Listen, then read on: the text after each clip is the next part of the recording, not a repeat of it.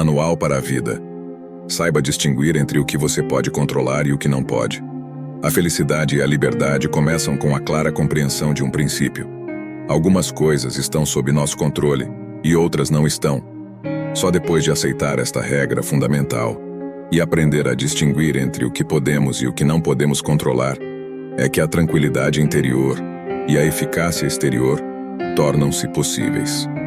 Sob nosso controle estão as nossas opiniões, aspirações, desejos e as coisas que nos causam repulsa ou nos desagradam. Essas áreas são justificadamente da nossa conta, porque estão sujeitas à nossa influência direta. Temos sempre a possibilidade de escolha quando se trata do conteúdo e da natureza de nossa vida interior. Fora de nosso controle, entretanto, estão coisas como o tipo de corpo que temos, se nascemos ricos ou se tiramos a sorte grande, e enriquecemos de repente, a maneira como somos vistos pelos outros ou qual é a nossa posição na sociedade. Devemos lembrar que estas coisas são externas e, portanto, não dependem de nós. Tentar controlar ou mudar o que não podemos só resulta em aflição e angústia. Lembre-se, as coisas sob nosso poder estão naturalmente à nossa disposição, livres de qualquer restrição ou impedimento. As que não estão, porém, são frágeis, sujeitas à dependência ou determinadas pelos caprichos ou ações dos outros.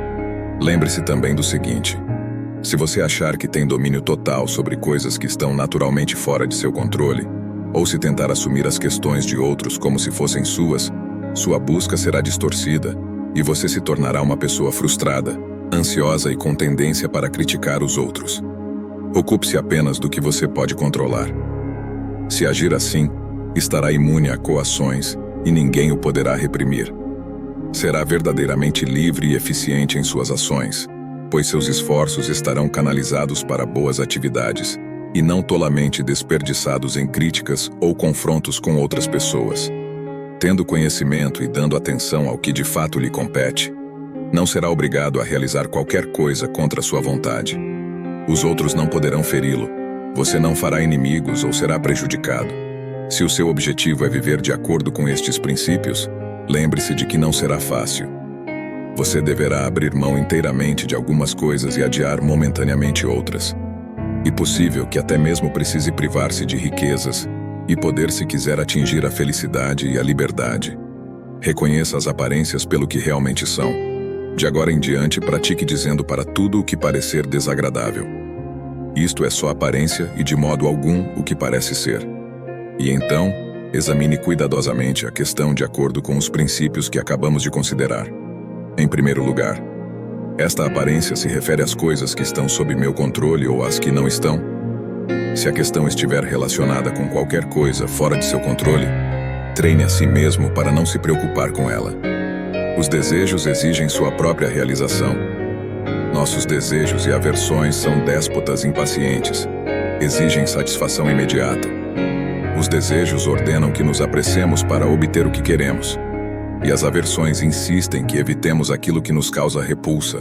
Todas as vezes que não conseguimos o que queremos, ficamos desapontados. Quando recebemos o que não queremos, ficamos angustiados. Se, portanto, você procurar evitar apenas as coisas indesejáveis e contrárias ao seu bem-estar natural que estão sob seu controle, não estará sujeito ao que de fato não deseja.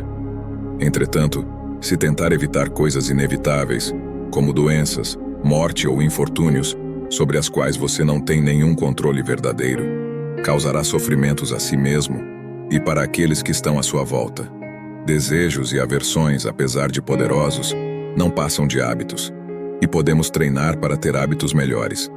Reprima o hábito de sentir aversão por tudo aquilo que está fora de seu controle, e em vez disso, concentre-se em combater as coisas que estão ao seu alcance e que não são boas para você. Faça o possível para ser dono de seus desejos, porque se você deseja algo que está fora de seu controle, sem dúvida o resultado será uma decepção. Enquanto isso, você poderá estar negligenciando as coisas que estão sob seu controle e que valem a pena desejar. É claro que existem ocasiões em que, por questões práticas, você precisa correr atrás de alguma coisa e deixar outra de lado. Mas faça isso com graça, finura e flexibilidade. Veja as coisas como elas são. As circunstâncias não ocorrem para atender às nossas expectativas. Os fatos acontecem como têm de acontecer. As pessoas comportam-se de acordo com o que são. Acolha as coisas que de fato conseguir. Abra os olhos, veja as coisas como elas são e preserve-se assim da dor causada pelos falsos apegos e os estragos evitáveis. Pense no que lhe dá prazer, os instrumentos, sejam quais forem, de que você depende, as pessoas que lhe são caras. Mas lembre-se de que cada uma delas tem caráter próprio, separado, independentemente da maneira como as vemos. Como exercício, pense nas menores coisas às quais você está ligado. Por exemplo, vamos supor que você tenha uma xícara favorita. E afinal de contas, apenas uma xícara. E caso ela se quebre, você pode lidar com o fato. Em seguida, passe para coisas mais importantes, ou pessoas às quais você se sente mais apegado.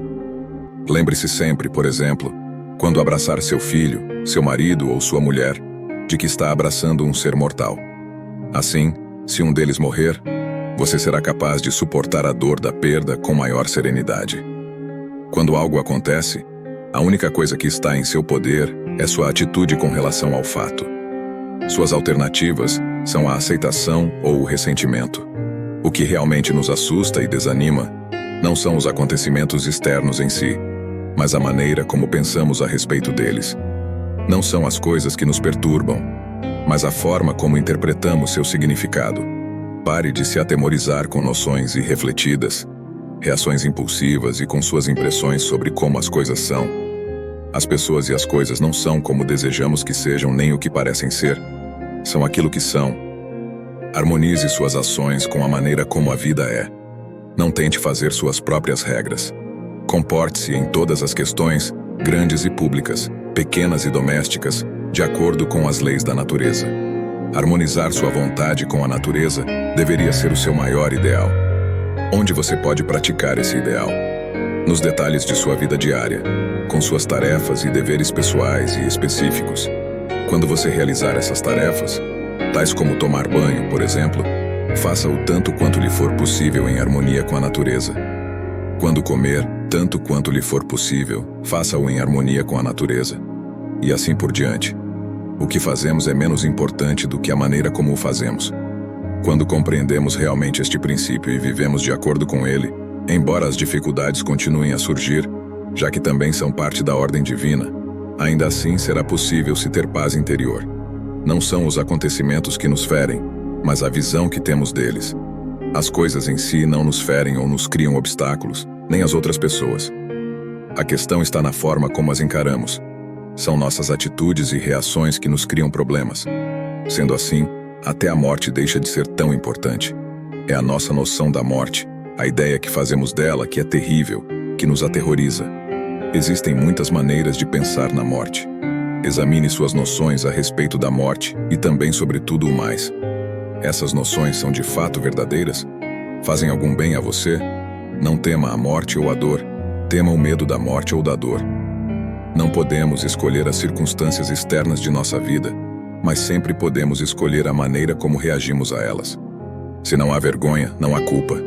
Se são os nossos sentimentos sobre as coisas o que de fato nos atormenta e não as coisas em si, conclui-se que culpar os outros é tolice. Portanto, quando sofrermos reveses, perturbações ou desgostos, não culpemos jamais os outros, mas nossas próprias atitudes. As pessoas comuns atribuem a culpa a si mesmas. Aquelas que se dedicam a viver uma vida de sabedoria compreendem que o impulso de atribuir culpa a alguém ou a alguma coisa não passa de tolice e que não se ganha nada culpando seja quem for, os outros ou nós mesmos. Um dos sinais que indicam o início do progresso moral é a extinção gradual da culpa. Passamos a ver como é inútil fazer acusações. Quanto mais examinamos nossas atitudes e trabalhamos o nosso íntimo, menos estamos sujeitos a ser assolados por tempestuosas reações emocionais, nas quais buscamos explicações fáceis para aquilo que nos acontece. As coisas são simplesmente o que são. As outras pessoas que pensem o que quiserem, não é da nossa conta. Se não há vergonha, não há culpa. Crie seu próprio mérito. Nunca dependa da admiração dos outros. Não há força nisto. O mérito pessoal não pode derivar de uma fonte externa. Não é encontrado nos relacionamentos pessoais nem na consideração de outras pessoas. E um fato da vida que os outros, mesmo aqueles que o amam, Não concordem necessariamente com suas ideias, nem o compreendam ou partilhem seus motivos de entusiasmo. Cresça. Não é importante o que os outros pensam de você. Você ficará merecidamente feliz e à vontade consigo mesmo quando harmonizar suas ações com a natureza, reconhecendo o que é verdadeiramente seu. Em busca de sabedoria e inspiração, curta e inscreva-se em nosso canal para mergulhar nas profundezas dessa lição de vida. Compartilhe com seus amigos e espalhe a beleza da sabedoria pelo mundo. Juntos vamos cultivar uma comunidade de aprendizado e crescimento. Até o próximo vídeo.